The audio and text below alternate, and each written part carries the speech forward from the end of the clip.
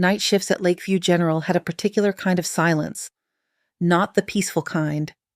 The fluorescent lights hummed along the ceiling vents. Side monitors beeped in patterns that only tired nurses understood. The whole place smelled faintly of antiseptic and burned coffee. Claire Monroe sat alone in the staff lounge, elbows on the small round table shoes, kicked off under her chair. Her socks were gray at the heel, thinned from too many doubles. On the muted TV in the corner, a news anchor gestured at a grainy clip of a military helicopter lifting off in a cloud of dust. The rotors spun in tight circles, chopping the air. Claire reached for the remote and turned it off before the volume could come up. The screen went black, leaving her reflection for a second, pale and drawn hair twisted into a low knot. She blinked it away and pulled an old canvas bag into her lap. The bag had once been navy blue. Now it was a tired kind of gray. The zipper caught twice before it slid open. Inside were folded scrubs, a pen, light a half-empty notebook, and a small square of fabric wrapped in a piece of gauze. She unwrapped it with careful fingers. The patch was no bigger than her palm, edges frayed, threads loose. The letters were faded but still legible, Night Glass 9. A simple insignia sat above the text, stitched in silver that had worn down to dull thread. Her thumb traced the curve of one letter. Her shoulders dropped. For a moment, the noise of the hospital seemed to drift somewhere far away, replaced by a dry wind and the faint echo of rotors. Footsteps in the hall snapped the spell. The door swung open and bright hallway light cut into the dim lounge. A young resident stuck his head in white coat, half-button tie hanging loose. "Monroe, you hiding in here, he said, voice light. "Slow night, you can breathe." She wrapped the patch back in gauze and slipped it deep into the bag. "Just taking 5, she replied. Her voice was soft, even. He grinned, already halfway out the door. "Save some energy. Mercer says we get the real crazies after midnight." When the door closed, the lounge felt smaller. Claire stood, slid her feet back into her shoes, and rolled her shoulders like she was fitting herself into a shape people expected to see. The emergency department was a different universe. Whiteboards crowded with room numbers and color codes. The distant wail of a siren outside. Phones ringing in sharp bursts. Overhead, a paging voice called for a consult in cardiology. Claire moved through it with easy steps. She checked a line, here adjusted an IV bag, there scribbled a note on a chart. Dr. Colin Mercer stood at the central desk, surrounded by 2 interns, and an air of importance. His hair was too perfect for 3 a.m. A stethoscope lay across his neck like a medal. He flipped through a chart without really looking at it. "Assign Monroe to the level 2s and 3s, he said, eyes still on the paper. "No major trauma. She gets bogged down, slows the room." One of the interns nodded quickly. The comment was casual enough that it could have been a joke. It was not. Claire was close enough to hear it. She did not react. Her pen kept moving over the clipboard in smooth lines. Jenna Park, a nurse on her 2nd year, stood at the medication cart. She glanced up, watched Claire for a moment, then looked away. Her mouth tightened a little, like she had tasted something sour. Room 7's door was slightly open. Claire slipped inside. A boy sat on the gurney, no older than 9 thin knees, knocking together. His inhaler lay on the sheet beside him, his fingers hovering near it like he was afraid to pick it up. His mother sat in the corner, jacket still on, clutching her purse. The boy's chest rose fast, almost too fast. The monitor at his side showed numbers in the acceptable range, but his lips had a faint bluish tint that had not yet drawn an alarm. Claire smiled as she walked in. "Hey, buddy." "I am Claire," she said, keeping her tone light. "Rough night?" He nodded, eyes wide. The plastic tubing from the nebulizer mask brushed his cheek. She sat on the edge of the bed so they were at the same height. The mattress dipped under her weight. "Can you do me a favor?" she asked. "Where does it feel heaviest, here or here?" She placed a hand gently on the left side of his chest, then the right. He thought about it, then tapped just under her left hand. "There," he whispered. The sound of air moving through his lungs was thin and high. She could feel the work his chest walls were doing. The monitor still did not complain. Claire leaned over, checked the nebulizer setting, adjusted the mask, and tilted his chin with 2 fingers, so the airway opened a little more. The boy took a deeper breath. The next one came easier. His mother let out a breath she had been holding. "Is he going to be all right?" "We caught it early," Claire said. "He is doing what he needs to do. So are we." She did not bother the physician. There would be time for that note later. Back at the nurse's station, Mercer appeared from around the corner, flipping another chart. He set it down with a bit more force than necessary. "Room 3 is still not disposed, he said, annoyed. "Monroe, what is taking so long with the chest pain?" Claire looked up from her paperwork. "His pain changed. I called cardio. They want another set of labs before transfer." Mercer dismissed it with a wave. Fine, just keep the flow moving. This place seizes up if we are not aggressive. She nodded and returned to the chart. Her pen made small, precise letters. Later, someone would notice that nothing in her documentation was ever out of place. Hours blurred in fluorescent light. Medication scans beeped, machines inflated blood pressure cuffs. Somewhere a baby cried for a solid 20 minutes. A janitor pushed a mop bucket past the wheels, squeaking with every turn. During a brief lull, Jenna walked into the supply room and stopped. Claire was already there, sitting on a stool near the back, a thick manual open on her lap. The title on the cover read, Advanced Field Surgical Techniques in Austere Environments. Jenna paused with a box of syringes in her hands. That is not exactly light reading, she said. Claire's thumb rested on the edge of a diagram of a chest cavity. Her notes in the margins were small and tight, a mix of cursive and block letters with abbreviations Jenna did not recognize. I like to keep busy, Claire replied. She did not close the book. You thinking of switching to trauma surgery or something? The question hung there. Claire looked up, met Jenna's eyes. For a second, there was something hard and old in her expression. Then it softened. Just habit? Yeah, but she said. It helps me sleep. Jenna's brow furrowed. She slid the box onto a shelf and backed out of the room, leaving Claire alone with the diagrams and the faint humming of the refrigerator. Near 3 a.m, a paramedic burst through the automatic doors, pushing a stretcher, shouting a brief report about allergic reaction to an unknown antibiotic. The man on the stretcher was flushed, scratching at his neck and trying to talk through a tightening throat. Mercer appeared, grabbed the chart from the medic, and started writing orders as he walked. IV access steroids H1, H2, he rattled off. I will put in the orders in a second. The patient's breathing hitched. A welt raced up the side of his neck. Claire was already at the bedside, snapping a glove into place. She watched the man's chest, the way his fingers clawed at the sheets, the sound of air fighting through narrowing space. Sir, look at me, she said, leaning in. Stay with me for a second. His eyes found hers glassy. On the counter, a tray held an epinephrine auto-injector. Her hand found it without looking. One glance at his wristband, his weight quick math. She pulled off the cap. Monroe, wait for my order, Mercer called from the computer, still battling the electronic record system. The man's lips swelled, his breaths came in broken gasps now, short and shallow. Claire pressed the injector against his thigh and pushed. The click was loud in the small room. 1 heartbeat. 2. Then his chest opened just enough. He dragged in a longer, ragged breath, then another, each one easier than the last. The monitor blipped out a warning tone, then settled. Mercer appeared at the door, eyes widening as he saw the empty injector in her hand. You got lucky, he said, voice low but sharp. Next time you wait for a physician's order, understood. I am sorry, Claire replied. The apology was quiet but clear. Her face did not change. Only her right hand, still gloved, trembled slightly as she set the used injector on the tray. When her shift finally ended, the sky outside the hospital was a flat, colorless gray. The parking lot lights buzzed in their metal casings.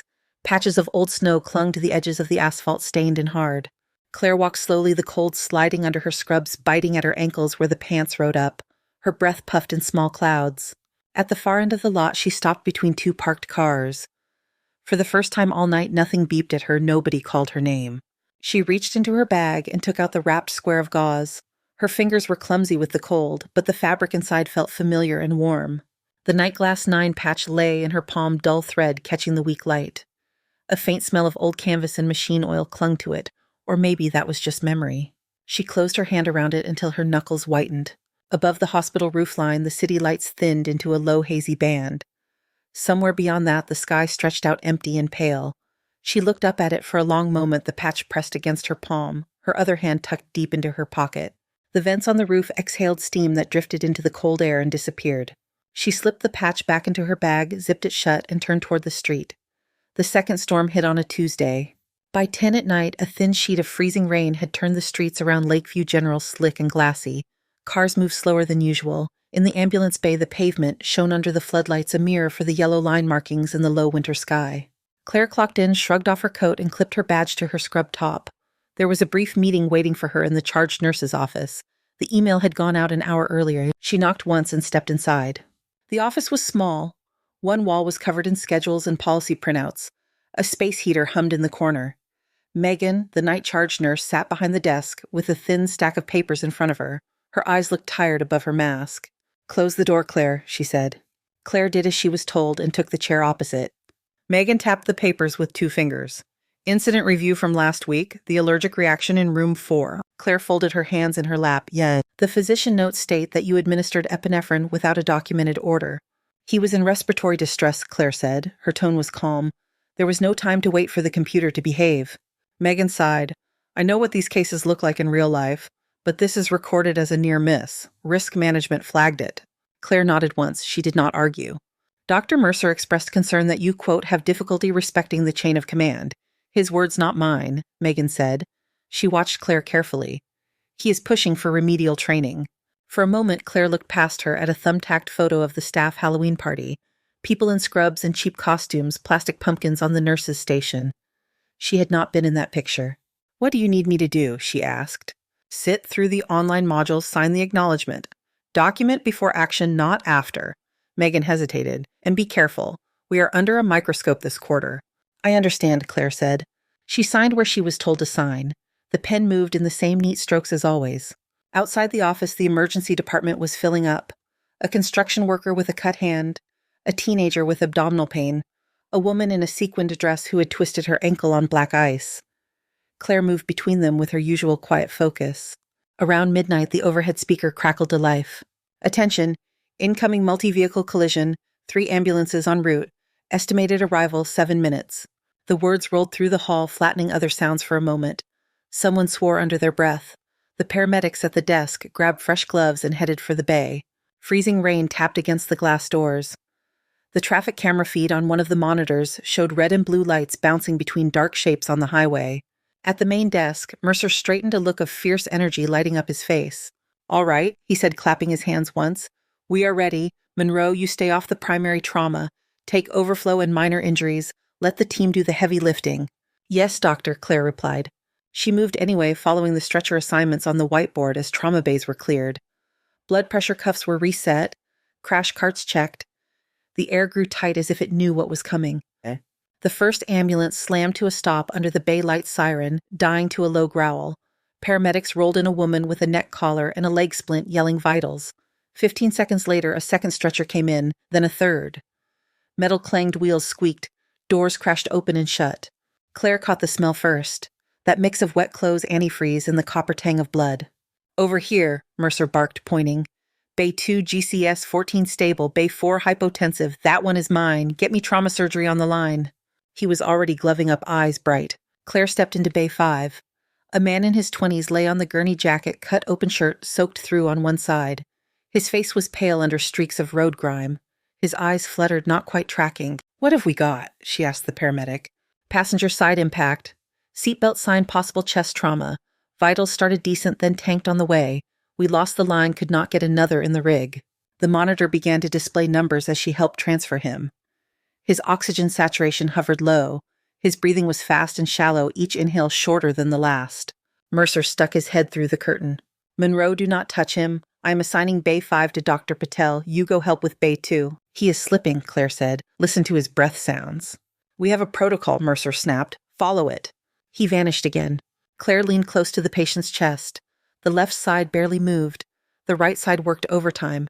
She heard the faint, sick sound of air trying to move past swelling and broken structure. Her hand rested on his sternum. She could feel the tremor of muscles losing their fight. The sound of people shouting in other bays bled through the curtain, layered with sirens outside and the high electronic whine of alarms. For a second, it all folded into another noise in her head, a different pitch of rotor blades, the crack of small arms fire, the dull thud of something heavy hitting sand. The tent in Hellman had been hotter than this room. Thicker air, thicker blood. She saw it as clearly as if she were back there. A young corporal on the table, dust still in his eyelashes' chest, rising too fast, then not enough. Outside, someone yelling into a radio voice, breaking as they pleaded for air support that never came. A lieutenant with clean hands and a detailed manual saying they should wait for confirmation from command. Her hands had not waited. She felt again the give of skin and tissue as she made the cut, the sudden rush of air, the way his eyes had focused for one shocked second when he realized he could breathe. The curtain in Bay 5 snapped back. Dr. Patel rushed in, mask askew, eyes wide behind her glasses. What is the situation? She asked. Severe chest trauma, likely compromised airway, Claire said. Her voice was steady now. He is tiring out. We intubate, Patel said, reaching for the laryngoscope. Prep meds. A respiratory therapist handed over equipment. Claire stepped back, giving room, watching the rise and fall of the man's chest shrink further. The first intubation attempt failed. Patel pulled back, breath quick, re-angled, tried again. The monitor screamed a drop in oxygen saturation. Come on, Patel muttered. Come on. Claire looked at the man's neck, at the swelling above his collarbone, at the way his ribs strained. The memory of the tent tightened around her chest. Her hand moved. Set up a crick tray, she said, already reaching for the kit on the crash cart. Patel stared at her. We have not exhausted intubation yet. We are out of time, Claire replied. There was something in her tone that cut through the noise. The respiratory therapist grabbed the tray and opened it, metal gleaming under the fluorescent light. Mercer appeared in the doorway. Monroe, what are you doing? He barked. A surgical airway, she said. She palpated the man's neck fingers, firm, counting structure through the skin. One notch, then the next. The point she needed lay under her fingertips, a small island of anatomy in a sea of swelling. Scalpel, she said. It landed in her hand. The cut was clean. Blood welled bright. She opened the space with a hook, slid the tube in, felt the resistance give. The therapist attached the bag, squeezed. The man's chest rose slow but full this time. The monitor climbed, not fast but up. The room breathed with him. For a long second, no one spoke. Then Patel exhaled, shoulders slumping. Good placement, she said quietly. Mercer stood frozen at the foot of the bed. His anger had nowhere to go in that moment. Document everything, he said finally. He sounded less certain than usual. And make sure patient identification and consent are properly recorded. He left without looking Claire in the eye. The rest of the night rolled on. One of the crash victims went to the operating room. One went up to the intensive care unit. One waited in the hallway for imaging that took too long. When the last stretcher left the trauma bay, the room looked like something had broken inside it. Gauze on the floor, bloody gloves in a toppled bin, a smear of footprints where someone had stepped in a spill and kept going. Most of the staff drifted away, pulled to other tasks. Claire stayed behind. She pulled on fresh gloves and began to clean. She stripped the bed, rolled the soiled sheets into tight bundles, and dropped them into the laundry bin. She wiped down the rails, the monitors, the cords. She scrubbed the floor where a line of red had crusted along a crack in the tile. It was a routine, but there was nothing rote about it. Her focus narrowed to each surface, each trace being erased. Jenna appeared in the doorway with a stack of chart folders in her arms. You know housekeeping will get that, Jenna said. They will miss the corners, Claire replied. Jenna watched her for a moment. What you did in Bay 5, where did you learn to do that? I mean, that is not something they teach in new hire orientation. Claire wrung the mop head out over the bucket. The water had gone a cloudy pink. Old jobs, she said. In another hospital, Jenna pressed. In another place, Claire answered. She did not look up. Jenna shifted the folders against her chest. Well, it was impressive. He was circling the drain. If you had not stepped in, I do not think he would have had a chance. Claire leaned the mop against the wall. It was a team effort, she said. The effort, she said. Jenna almost smiled. Sure. The team and the person holding the scalpel. She left footsteps fading down the hall. Eventually, the trauma bay looked clean again, though the smell of bleach and metal lingered under the recycled air. Claire peeled off her gloves, tossed them away, and stood for a second with her hands empty. They did not shake. In the locker room, the fluorescent lights had a softer buzz. The clock on the wall inched toward dawn. Claire sat on the bench, opened her locker, and took out the canvas bag. The patch lay where she had left it, wrapped in gauze at the bottom. She unwrapped it and balanced it on her palm. The letters of Night Glass 9 seemed darker in the quiet. Her fingers closed around the fabric. The faint echo of rotors came back to her, not from a television this time, not even from memory of a single night. More like a pattern her mind had never allowed to fade. She slipped the patch into her scrub pocket close against her hip, then pulled on her coat and walked out to face the freezing rain. That Friday the cold broke, but the sky stayed low and heavy like the city had been pushed under a lid. By 6 a.m, Lakeview General glowed a dull yellow against the gray. Night shift bled into day shift. Nurses traded reports with dry voices and smudged eyeliner. Residents yawned behind their masks while pretending not to. Claire handed off her last patient, signed the final note, and unpinned her badge. The plastic clipped free of her scrub top with a small snap. Her body felt light in the way it did when adrenaline was gone and only habit kept her upright. On the TV in the corner of the nurses' station, the morning news was on with the volume low. A banner crawled across the bottom, roads reopen after overnight pileup. The anchor shifted topics and a new headline appeared, rumored casualties in Afghanistan raid. A grainy photo of a convoy flickered on the screen, dust hanging in the air behind a line of armored vehicles. There was a brief mention of Special Operations Forces and an incident during a high-risk mission, no names, no unit. Claire paused with her coat folded over one arm. For a second, the picture on the screen blurred into a different road, a different sky, the taste of grit on her teeth. Jenna clicked the TV off with the remote. Enough bad news, she said. I'm going home before the world burns down. Claire managed a small smile. Get some sleep. You too, Jenna replied. She hesitated. And hey, about the other night, I put in my note on the chart, the crick. I made sure it was clear you saved that guy. Chart will say what it needs to say, Claire answered. Jenna opened her mouth like she might say more, then shut it again and headed for the elevators. The station quieted. The day shift nurses filled the empty spaces with new voices. Claire slipped away, moving down the hallway toward the staff exit. In the locker room, she exchanged her scrub top for a faded sweatshirt, stuffed her shoes into the canvas bag, and swung her coat on. The patch stayed in her pocket, its weight a small, steady pressure against her hip. The staff entrance opened to a short hallway that led straight outside. The glass in the door was streaked with old salt lines from when snow had piled against it. Now only slush clung to the sidewalk, gray and tired. Claire pushed the bar and stepped out. The cold caught her in the face, damp and heavy, her breath puffed white. She tucked her chin deeper into her scarf and set off toward the far corner of the lot where she usually parked. The first hint was the tremor in the air. Her ear registered it before her brain named it. A low vibration that did not match the rumble of delivery trucks or the whine of traffic. It grew in the space between heartbeats. Claire stopped walking. Somewhere beyond the hospital roofline, a sound rose, chopping fast, rhythmic. The rotors turned the air into something with edges. The building around her seemed to hold its breath. Pigeons scattered from the ledge above the loading dock. A car alarm chirped once confused. The helicopter came into view in a slow descending arc, black against the gray. It cleared the parking structure, then dipped lower. Wind hit her sharp and sudden. The wash from the rotors pushed against her chest, tugged at her coat, sent grit skittering across the asphalt. A trash can lid flipped and spun. Jesus! A voice shouted behind her. What the hell is that doing here? Claire turned. The aircraft leveled out, then eased into a hover over the open stretch of lot near the ambulance bay. Its landing lights cut through the morning haze bright and hard. The United States Army markings on the tail were visible even through the swirl of dust and slush. As it settled, cars rocked on their shocks. Papers ripped free from a nearby dumpster, flinging into the air like startled birds. Nurses at the windows pressed their faces to the glass. Phones appeared in hands held up to record. The side door of the Black Hawk slid open before the skids fully touched concrete. Figures moved inside dark shapes against the lit interior.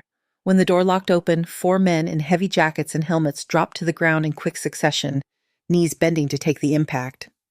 They wore no visible insignia, but everything about them said military. The way they scanned without really appearing to look. The way they spread out automatically, claiming space. Frank Dorsey, the security guard, came out of the side entrance with his jacket unzipped and his radio in one hand. "You cannot land that here," he yelled over the noise, although it was obviously too late. One of the men broke off and approached, lifting the edge of his helmet just enough for his voice to carry. "Lieutenant Logan Shaw, United States Navy," he said, concise but not aggressive. "We are looking for Lieutenant Commander Claire Monroe." The words hit Claire like a physical object. Her body reacted before her mind did. Her spine went rigid. Her hand went straight to her pocket where the patch sat. For a moment, the parking lot and the helicopter and Chicago winter all pulled away. She was somewhere else hearing the same title over a radio that crackled shouting to be heard over gunfire. Frank followed the line of the man's gaze, squinting across the lot. Claire stood frozen in place, coat half-buttoned bag at her side. Frank had seen her mop up her own trauma bay's haul linen carts, share her leftover soup with night security. He had never seen a helicopter land for her. His finger shook a little as he pointed. "That is her," he said. "That is Claire. She just finished. She is just a nurse." The other men turned to look. Their eyes made a quick pass from her head to her shoes. At first the look was evaluative, the way operators sized up a stranger. Then something in their faces shifted. Logan stared for a brief second as if matching the real person to a story he had heard more than once. His posture straightened not in the rigid way of a salute, but in the quiet way of someone recognizing a higher gravity. He closed the distance between them in purposeful strides, stopping 2 steps away. Wind from the rotors tugged at his jacket and sent a fine spray of slush against their legs. "Ma'am," he said, loud enough for her to hear over the engine. "Lieutenant Commander Monroe, our team needs you." Claire stepped back. "You have the wrong person," she said. Her voice felt distant to her own ears. "I am not in the Navy anymore. I am a nurse here." "We have not made a mistake," Logan answered. He lifted his chin toward the helicopter. "Captain Nolan Reyes is critically injured, he said. Improvised explosive device during a raid. Severe internal trauma. The surgeon on site cannot locate the source of the bleed. He asked for you by rank and by name." The noise around them seemed to dim for a heartbeat. Nolan, she repeated. It came out as a whisper that the wind nearly stole. Images struck in quick, disjointed pieces. A different flight line. Nolan laughing with chips of dust in his hair. Nolan pulling her out of a twisted vehicle by the straps of her vest, shouting at her to move, even as shrapnel tore at both of them. Nolan's hand on her shoulder in a field hospital corridor voice, steady as he told her she could not carry the whole mission on her back. You have surgeons, Claire said. Her throat tightened. You have trauma teams, better equipment. Why me? Because he said, Logan replied, each word clear. She thinks faster than a scalpel, and she knows where the old scar is. Claire felt the asphalt under her boots tilt. The old scar. Her fingers remembered it before her mind, did the pathway she had cut along Nolan's ribcage. In Helmand, the patch she had improvised over a lung that did not want to stay inflated, the precise location where tissue had grown back thin. He says the new injury sits right beside the repair you did, Logan continued. He trusts your hands, so do we. The hospital doors burst open again. More staff spilled out, drawn by the roar and the sight. Nurses in colorful jackets. A phlebotomist with her tourniquet still looped over one wrist. A respiratory therapist holding a coffee she had forgotten to drink. Mercer pushed through them, hair slightly out of place, face flushed. What is going on out here? He demanded, then saw the helicopter, the men, the way Logan stood in front of Claire with his shoulders squared. He raised his voice, pitching it toward the SEAL officer. You have the wrong woman, he called. She is a civilian nurse. Her certification is limited. This institution does not endorse any claim to advanced surgical ability. Several heads turned his way, his words hung in the cold air. Logan pivoted just enough to face him. Doctor, he said, the title clipped. Lieutenant Commander Monroe authored the triage protocol currently used by naval special warfare units worldwide. She has treated full squad casualties under fire while coordinating extraction. She operates outside your certification, not beneath it. Mercer's mouth opened, then closed. The color in his cheeks shifted from red to a dull gray. Jenna stood near the back of the group, hands stuffed in her pockets. She looked from Mercer to Claire to the men in front of the helicopter. Understanding settled over her features like a slow, heavy sheet. Frank shifted his weight awkwardly. The radio on his shoulder crackled with some distant, irrelevant report. Claire stood between the hospital and the aircraft, the wind tugging her in both directions. Behind her were fluorescent lights, electronic signatures, forms waiting on screens. In front of her, the rotors chopped the air into something that tasted like dust and jet fuel. Her hand closed around the patch in her pocket. She thought of Nightglass 9, of the names that never made it onto any news segment of the Night Command, told her to stand down while men bled into the ground. She thought of Nolan Reyes lying on some field table right now, gambling on her memory of the angle of a rib. Claire drew in a breath that felt like it scraped all the way down. When she spoke again, her voice was different. The softness peeled away, leaving a clear, controlled tone that carried without shouting. I need a live feed of his vitals and imaging, she said to Logan. I need current altitude at the forward operating base and barometric pressure. I need to know what blood products you have on hand and how many medics are available. Logan nodded once, almost relieved. Yes, ma'am. He gestured to one of his men who jogged back to the helicopter to relay orders. Claire looked at Megan, who had appeared near Mercer, hair flattened under a hastily thrown-on cap. I will sign whatever release you put in front of me later, Claire said. For now, I am leaving my badge in the break room. Megan's lips parted like she wanted to ask a dozen questions. None of them came out. She only gave a small, shaken nod. Mercer said nothing. Claire adjusted her coat. The canvas bag strap dug into her shoulder. She shifted it until it sat more securely like a pack on a march. As she walked toward the Black Hawk, the SEALs stepped aside, creating a clean path without being asked. The wind from the rotors caught her hair and flung a few loose strands across her face. She did not brush them away. At the open door, she paused for a heartbeat and slipped her hand into her coat, moving the Nightglass 9 patch from her scrub pocket to an inner pocket closer to her chest. Then she climbed in. The door slid shut behind her with a solid clang. The helicopter smelled like fuel and metal and old canvas. Claire sat on the narrow bench harness clipped across her chest, knees braced against a crate that rattled with every shift in altitude. The noise inside the Black Hawk swallowed most words. Conversation happened in short bursts between the deeper roar of the engines.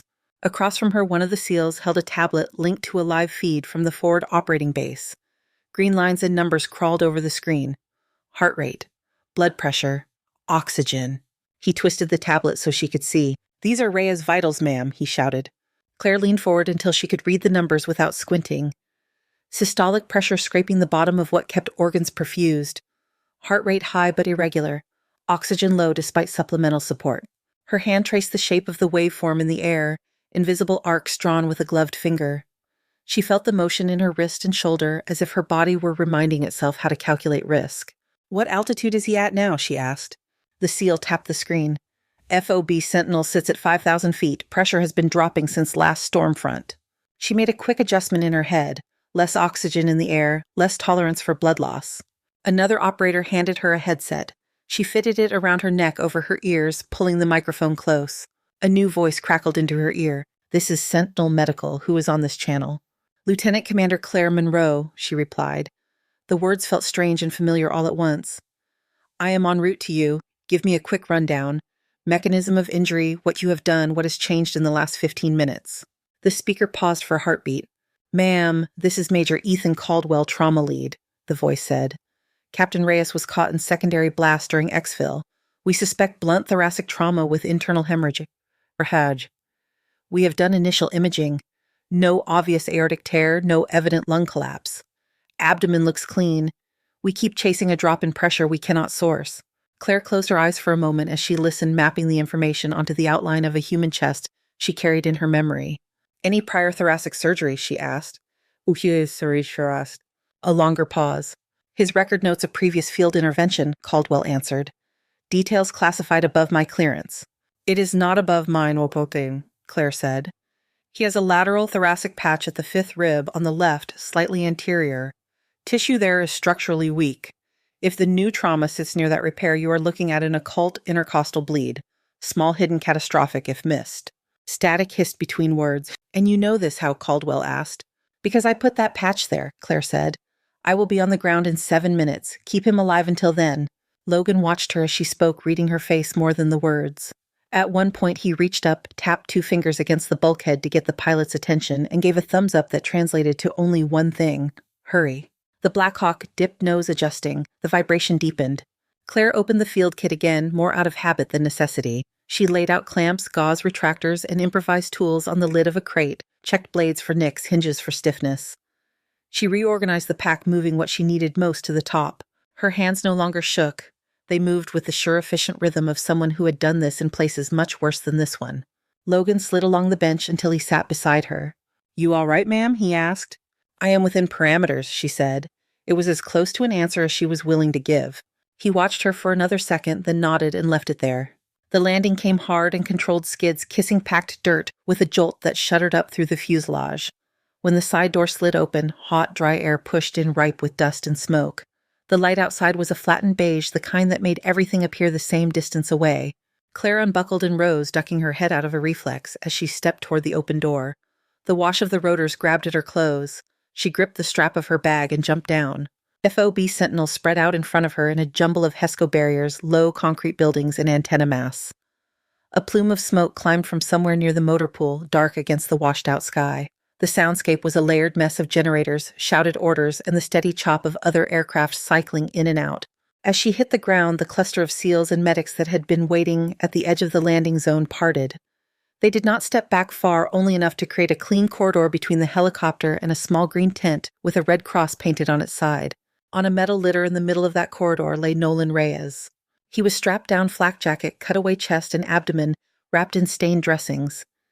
His skin held a waxy, too-pale tone that never belonged on someone with his complexion. An oxygen mask covered his mouth and nose. His eyes were open, just a fraction lashes stuck together with sweat. Claire walked straight to him. "Nolan," she said. His gaze tried to find her. It took a moment. When it did, something like relief flickered through the pain. "Knew they would get you," he muttered, the words distorted by the mask. "Told them Monroe does not lose people twice." "It is a bad day to test that theory," Claire replied. Her voice was flatter than the words deserved, but the corner of his mouth twitched as if that counted as a joke. She placed both hands on his chest, fingers spread pressing gently, listening with her palms as much as with the stethoscope that hung forgotten around her neck. There, beneath the ribs on the left, she felt the slight give of old scar tissue. Just above it, a new firmness, a spot where blood did not belong, where pressure did not match the rhythm of the rest. "Get him inside," she said. The medics who had been standing by grabbed the litter handles and moved. They carried Reyes toward the medical tent with a speed that was just short of running the kind of pace that came from experience. Inside, the air shifted from hot and gritty to close and metallic. The tent smelled like iodine sweat and the faint sweetness of stored blood. Overhead, the canvas snapped in the wind. A cluster of personnel waited there, gathered around an improvised operating table. Major Ethan Caldwell stood among them, mask pulled down under his chin scrubs, already stained from prior attempts. He looked up as Claire entered. "This is my trauma bay," he said. "I understand you have a history with the patient, Lieutenant Commander, but I have control of this room." "Your control has him bleeding to death," Claire said. "Do you have a problem with that diagnosis?" Caldwell stiffened. "We have followed standard protocol," he replied. "The imaging does not show a clear source. We are managing as best we can until we can safely open." "The imaging is useless at this angle," Claire said. "The bleed is hidden in the intercostal space adjacent to a reconstructed area. If you open the chest in the standard line without accounting for that, you will tear through the old repair and watch him empty out in front of you." People in the tent went still. Even the steady beeping of the monitors felt quieter. "And you know exactly where this occult hemorrhage is, I assume," Caldwell said. The words carried a thin edge of sarcasm dulled by the tightness in his jaw. "I know where his chest does not respond like it should anymore," Claire answered. "I know where the tissue feels wrong. I know where I put my hand inside him once before." She stepped up to the table without waiting for permission. Her fingers returned to the same patch of ribs she had pressed before. She closed her eyes and imagined the inside of his chest wall, the old scar, the new damage. "Clamp pressure here, here, and here," she said, guiding two medics to position their hands. "Buy me a few points of blood pressure while we prepare." Caldwell looked at her, then at Nolan, then at the monitors. "Fine," he said. The fight left his shoulders replaced by something else. "What do you need?" "A thoracotomy kit, whatever you used last, and a retractor that does not wobble," she replied. "Blood bags warmed, suction that does not quit when it gets thick." Her hands went to the scrub sink. She washed in quick practice movements, water and antiseptic sliding over her skin, rinsing off Chicago and the hospital and committee meetings, leaving only the field behind.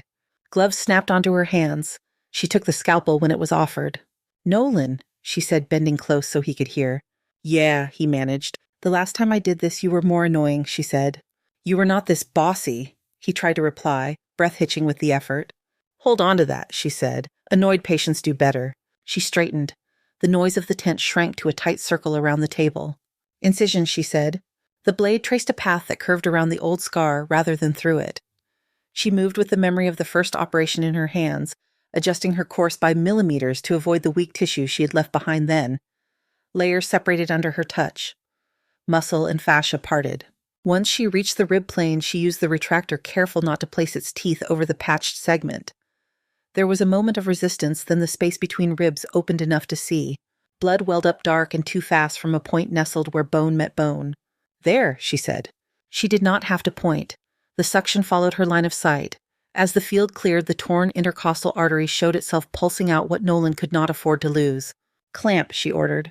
The instrument snapped closed. The flow slowed, then stopped. Around her shoulders dropped a fraction. Someone exhaled loudly. The monitor numbers twitched, then climbed half a line. She worked in small, precise motions, securing the vessel, reinforcing the nearby patch, repairing both old and new damage so that they would not fight each other the next time his heart had to pump harder than usual. Sweat trickled down the side of her face under the edge of her cap. She ignored it. Her entire world had shrunk to the small square of tissue between her fingers. "Check his pressure," she said. "Stabilizing," a medic answered. "Heart rate down 10, oxygen improving." They closed in stages, checking for leaks at each layer, making sure no new problems were created in the act of fixing the old ones. When the final dressing went on, Nolan's face had regained a hint of color. Claire stepped back. Her arms felt heavier than they should have. Her gloves were slick with blood. She peeled them off carefully, one finger at a time, then tossed them into the nearby bin. Caldwell looked at her eyes clearer now. "I could not see it," he admitted. It sounded like an apology, even if he did not name it as one. "You were looking in the right places," Claire said. "You just needed someone who knew where his chest lies." She moved toward the opening of the tent, where light slanted in through the canvas. Outside, the air felt hotter. She took in a lungful tasted dust. A figure waited there, uniform crisp, rank tab sharp. Colonel Harriet Dunn. Her hair was pulled back hard from her face, the lines at the corners of her eyes deeper than the last time Claire had seen her through a radio feed. "Lieutenant Commander Monroe," Dunn said. "Colonel," Claire replied. "I was on comms the night Nightglass 9 went dark," Dunn said. "They told us no one walked away from that. Looks like they were wrong." "They were right about a lot of it, Claire said. Her gaze flicked to the ground for a moment, then back up. Dunn looked past her into the tent where movement around the table had shifted from frantic to methodical. She gave a single slow nod. She turned to face the gathered SEALs medics and support staff who had drifted closer without realizing it. All Naval Special Warfare personnel and attached medical units, she called, her voice carrying across the landing zone. Attention! The murmur of conversation cut off. Boots snapped together, spines straightened. Present arms for Lieutenant Commander Claire Monroe, Dunn said. Dozens of hands rose in unison to brows and helmet rims. The small collective sound of cloth and leather moving at once rippled through the hot air. Claire stood very still. For a heartbeat, she seemed ready to protest. The instinct to step back to deflect showed in the way her shoulders tensed. Then she drew in a quiet breath, let it out, and brought her own hand up to her temple. Her salute matched theirs, sharp and exact. In her inner pocket, the Nightglass 9 patch rested against her chest. The fabric was old and worn, but, in that moment, it might as well have been made of steel. News reached Lakeview before Claire did. In the staff lounge, the TV that usually played cooking shows and weather updates showed something else entirely. A reporter stood in front of a beige blur of tents and barriers, hair pinned back, hard against a dry wind. The caption under her name read, "Special Operations Medic Saves Navy Captain." Behind her, just out of focus, a line of soldiers snapped to attention. The camera caught a brief glimpse of a woman in blood-stained scrubs returning a salute. The shot was quick, but the frame hung for a second on her profile. Jenna set her styrofoam cup of coffee down without drinking. "Turn that up," someone said. The volume climbed a notch. The reporter spoke about an incident at a forward operating base, a critically injured captain, and a former military medic currently working in a civilian hospital. "They are not releasing her name yet," the anchor in the studio said when the shot cut back. "Sources say she left the service quietly after a classified mission in which her unit suffered heavy losses." The segment ended. Commercials for insurance and prescription drugs took over the screen. "Think that is her?" one of the respiratory therapists asked. "Kind of looks like her." "It is her, Jenna." "It is her," Jenna said. Her voice came out flatter than she expected. In his office, Dr. Colin Mercer watched a different clip on his computer. Someone had posted grainy footage from a phone, the angle tilted, audio rough.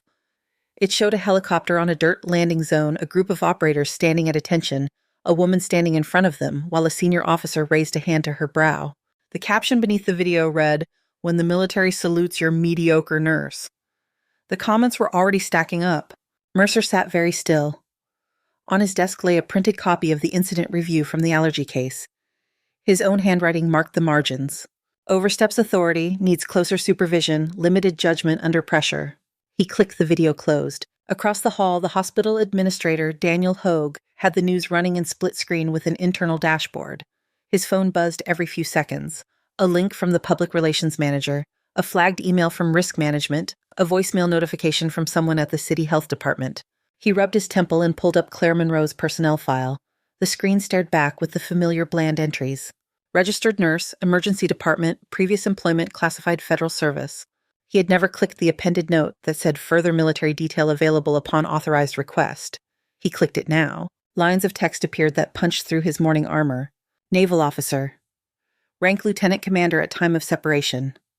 Role senior combat medical specialist, special operations support unit, code name Nightglass 9. Commendations multiple, casualties also multiple. He leaned back in his chair and stared at the ceiling for a second. In the department, the story spread faster than any official memo could have. Someone found a clearer still frame.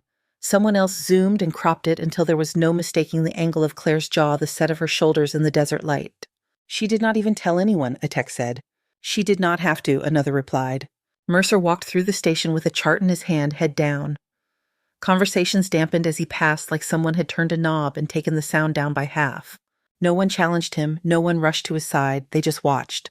Later that afternoon, the hospital received a formal notice from the Navy Public Affairs Office that they planned to send representatives to extend gratitude to Lieutenant Commander Monroe for actions rendered while employed at Lakeview General. The phrasing was polite. The subtext was not. The next day dawned bright and sharp, the air clear for the first time in weeks. By 10 in the morning, the helipad on the hospital roof had been cleared of snow completely. Maintenance had checked the structural supports twice. Security arranged a perimeter radios buzzing on their belts. This landing was scheduled. On the street level, visitors came and went carrying flowers or plastic bags of belongings. Volunteers wheeled carts of magazines past the elevators. The hospital hummed with its usual noise. Then the building shuddered gently from the top down. The helicopter approached more slowly this time. It circled once, then settled onto the marked circle on the roof rotors spinning down. People on nearby office floors pressed against their own windows to watch. In the main lobby of Lakeview Security held the revolving doors open as a group descended from the stairwell that led from the roof access. At their front walked Captain Nolan Reyes. He was out of uniform regulation by a button or two. His posture still a touch stiff from healing ribs, but his stride was firm. His dress blues fit clean along the shoulders. Behind him came Logan Shaw and 3 other SEALs, all in formal attire, their shoes loud against the polished floor. Conversations in the lobby trailed off. The receptionist's hand froze above the keyboard. A small child stopped mid-cry, distracted by the sudden shift in attention. Nolan stepped up to the front desk. "I am Captain Nolan Reyes, Keiko," he said. His voice was not raised, but it carried. "I am here with members of Naval Special Warfare Group to see Lieutenant Commander Claire Monroe." The receptionist blinked. "She's not on the schedule today," she managed. "She works here," Nolan said. "At least she did. We are here to thank her and to address some misunderstandings." The last word landed softly, but everyone heard it. Word rippled up the chain in fast, uneven bursts. Heads poked out of office doors. Administrators appeared in unexpected places. Hogue arrived from behind a column tie slightly skewed. "Captain Reyes," he said, extending a hand. "We are honored. Claire is expected in shortly to finalize some paperwork. Please let us find a quiet space for you to wait." "This is fine," Nolan replied, not taking the hint to move into a side room. "We are not here for quiet." On the 5th floor, Megan found Claire outside the employee health office. Claire held a manila envelope with HR stamped across the front. "They are here," Megan said. "I know," Claire said. She had seen the helicopter skim past the windows. "You do not have to go through the lobby," Megan offered after a pause. "We can take the back corridor." Claire shook her head. "I clocked in through the front door for 2 years. I can walk out through it once." Megan stepped aside. The elevator ride down felt longer than usual. Claire watched the floor numbers light up in sequence. Her reflection in the metal doors looked ordinary. Hair pulled back, no makeup, coat zipped halfway, canvas bag strap across her chest. When the doors opened, the lobby spread out in front of her like a stage she had not agreed to step onto. Nolan saw her first. The line of his shoulders eased. Logan's mouth turned up at one corner. They did not come to her. They stood where they were turned as one and raised their right hands to their brows. The crisp sound of heels snapping together echoed in the high ceiling. For a heartbeat, the only noise in the lobby was the circulating air through vents and the faint squeak of a distant cartwheel. Patients in chairs near the windows stared. A woman holding a bouquet of balloons lowered them eyes wide. Claire stopped on the threshold. Salutes were meant for ceremony, for parades, for tightly scripted events with flags and speeches. This was a hospital lobby with a Starbucks kiosk and a gift shop that sold stuffed bears and tiny scrubs. She walked forward anyway. When she reached them, Nolan dropped his hand. "Lieutenant Commander Monroe," he said, "this building may not have known who you were, but we do. I am here because you decided not to let me die. Again." "You make a habit of it," she replied, but the words were softer than her usual deflections.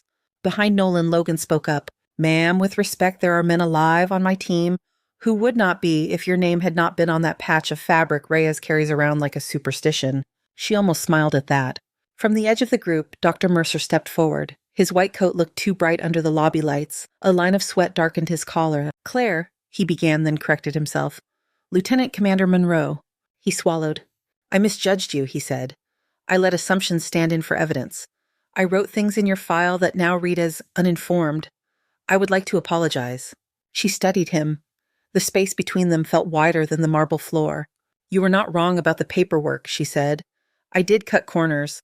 I did not wait for every official order." Mercer opened his mouth, but she kept going. "What you did not see," she said, "is that sometimes you have 60 seconds before someone's life moves past where forms can follow. You and I are working from different clocks." He blinked, absorbing that. "I am sorry," he said again. It came out smaller this time. Claire let the silence sit for a moment. "You do not owe me an apology as much as you owe one to the next quiet nurse who knows what to do," she said. "Listen to that person. Give them room. That will mean more than saying you are sorry to me." Jenna stood near the back, squeezed between 2 other nurses, hands clenched around the strap of her bag. Her eyes looked wet. Daniel Hogue stepped closer, his expression carefully arranged. "Lieutenant Commander Monroe," he said, "there will be a thorough review of how your credentials and background were handled. Lakeview recognizes that we may have failed to appreciate your experience. We intend to correct that." Claire held the manila envelope a little tighter. "I'm turning in my badge today," she said. "You will have one less file to worry about." "Is there anything we can say to make you reconsider?" Hogue asked. "No," she answered. She opened the envelope, took out the plastic badge, and set it on the counter. The photo of her face behind the laminate looked younger, less tired. Megan watched from a few feet away, eyes set but glossy. Jenna lifted a hand in a small wave that trembled. Claire turned back to Nolan and the others. "You walked into my workplace," she said. "The least I can do is walk out with you." They did not form a rigid procession. It was more natural than that, but when the group moved toward the doors, people shifted out of the way. An unmarked honor guard. Outside, the air was sharp again, the sky bright. The rotor blades on the helipad overhead had stilled, but their earlier noise seemed to hang in the edges of the day. At the curb, a dark Navy vehicle waited, engine running. Claire paused on the top step and looked back through the glass. Inside, the lobby had already begun to fill in the space she left with motion. Visitors lining up at the desk, a volunteer moving toward the elevators. Near the far wall, Hogue spoke urgently with Mercer and Megan, his gestures tight. Jenna stood a little apart, talking to a small knot of nurses. Her face animated, one finger stabbing at the air as she made a point. Claire could not hear the words, but she recognized the posture.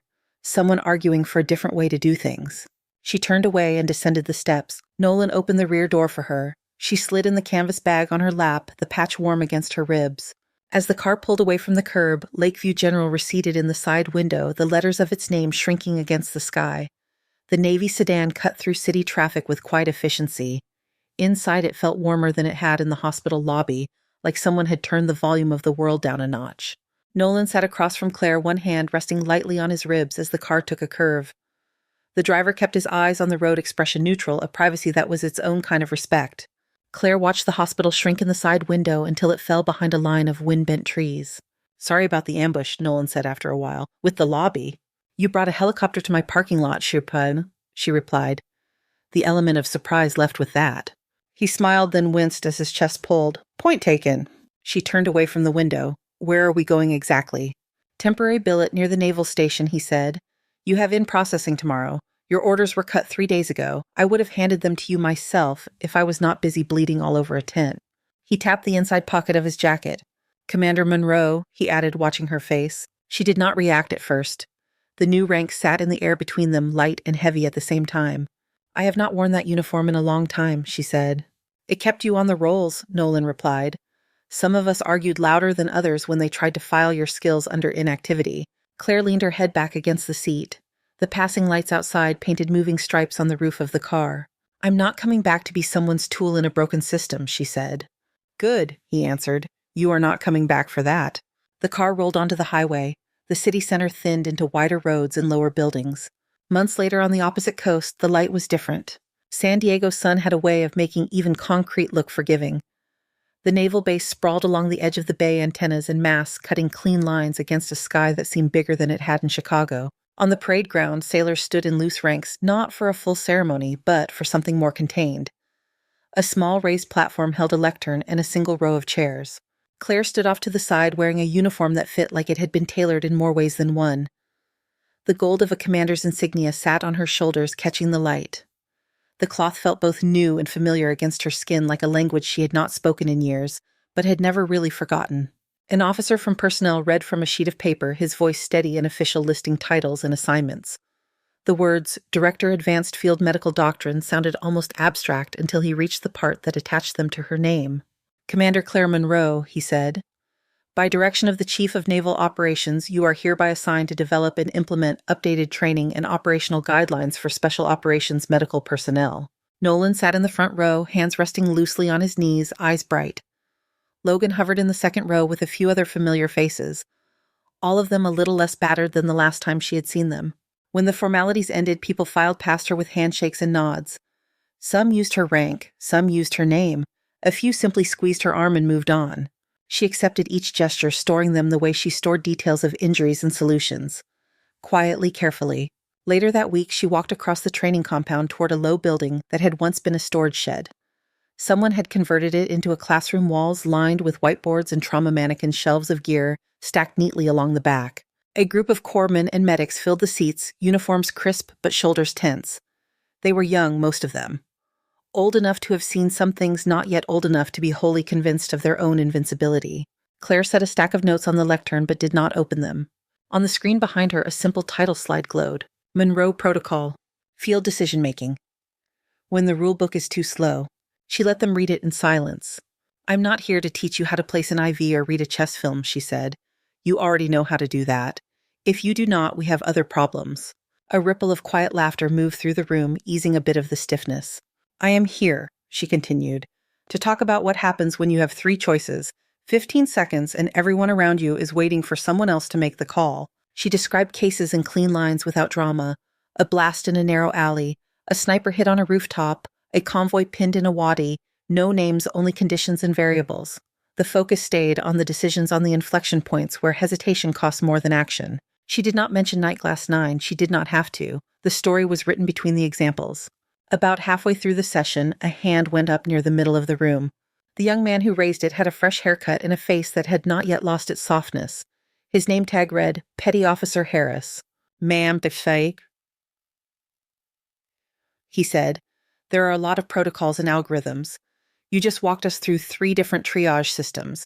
If you had to pick one thing, the most important rule when you are the only medical on the ground and everything is going wrong, what is it? The room stilled. Claire looked at her hands on the lectern. They were steady. A faint white line crossed the back of her left hand, a scar from a night in a tent where a clamp had slipped and metal had bitten skin. There is no single rule that fits every scene, she said, but there is something that has to be in place for any of the rules to work. She lifted her gaze to the room. You have to decide what you respect more, she said. The life in front of you or the fear in your own head. Once you choose, the rest gets clearer. Harris frowned slightly, thinking it through. So technique is second, he said. Training is second. Technique and training are tools, she roused. Yeah, to me, case, she replied. If you respect fear more than the life, you will find a way not to use them. If you respect the life more, you will pick up whatever tool you have and you will do something even if no one has given you permission yet. She let the words land. Some of them sank immediately. Others would take longer. Claire ended the session with a case study that had no perfect answer and watched how they argued their way through competing priorities. She paid attention to who spoke loudly and who waited, then offered something precise and thoughtful. When the class filed out, a few lingered to ask technical questions. She answered them, then stepped outside into the late afternoon. The bay stretched down to the water. The bay reflected the sun in broken silver. On a nearby pad, a helicopter sat, with its rotors still crew working around it. Farther off, another lifted into the air, the blades building from a slow turn into a full spinning roar. She walked toward the smaller training helipad near the edge of the compound. It was empty at the moment, the paint on its circle fresh. The smell of fuel hung faintly in the breeze. From her coat pocket, she pulled out the Nightglass 9 patch. The fabric was older than almost anything else she owned. The threads at one corner threatened to pull free if she worried them too much. She held it flat in her palm and looked at it in the clean coastal light. Once she had kept it hidden in the bottom of a bag, something to grip in the dark when memories got too close. Later, she had carried it like a reminder of a debt she could not quite pay. Now it felt like neither of those things. She turned the patch over and over between her fingers. On the back, her own stitching from years ago held the edges from fraying further. The work was tight, almost invisible. Claire opened the front of her uniform jacket just enough to reach the lining. She pinned the patch there above her heart, the needle sliding through fabric with small, sure motions. When she was done, she pressed her hand flat over it for a second. A gust of wind came off the water and ruffled her hair. Above, the helicopter that had been lifting finally broke free of the ground and climbed. Its rotors cut into the sky, cutting familiar shapes into the air. She watched it rise until it was a dark shape against the blue, then turned away from the pad. The compound went on with its rhythm. Orders called boots on pavement, the far distant sound of waves against the shore. Claire walked back toward the buildings, the patch of steady weight not dragging her back, not pulling her forward, just resting exactly where it belonged. Thank you so much for listening to today's story. If this story resonated with you or made you reflect, I'd love to hear your thoughts, so feel free to share them in the comments below. And don't forget to like, subscribe, and hit the notification bell so you won't miss the next story.